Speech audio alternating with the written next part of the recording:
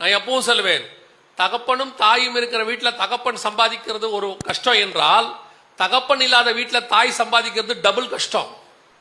ஒரு பெண் வெளியே போய் வேலைக்கு போயிட்டு திரும்பி வருகிறதுங்கிறது உலகத்திலேயே மிக கஷ்டமான வேலை. அதுவும் இந்த தமிழ்நாடு மாதிரி கேவலமான நாட்டில்.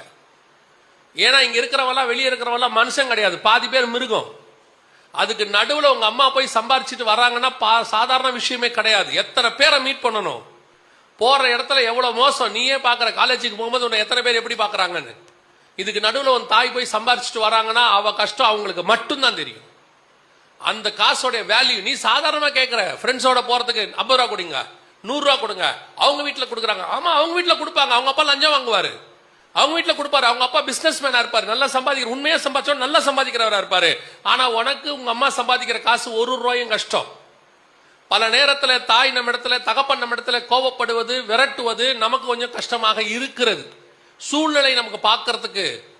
ஆனால் அந்த சூழ்நிலையில கடந்து வரும்போது 18 வயசுக்கு பிறகுதான் எனக்கு தெரிஞ்சிச்சு எங்க அம்மா ஏன் இவ்வளவு கோபமா இருக்கிறாங்க. ஏன்னா அவங்க அடைஞ்ச ஏமாற்றம், அவங்க வாழ்க்கையில பார்த்த மனுஷர்கள், அதனால அவங்களுக்கு கிடைச்ச தண்டனை, இது எதுவும் என் பையனுக்கு வரக்கூடாதுங்கிற பயத்துல எங்க அம்மா அப்படி இருந்தாங்க. என் பையன் வாழ்க்கை நாசமாயிட கூடாதுன்றதுனால அப்படி இருந்தாங்க. இதே தான் உனக்கும்.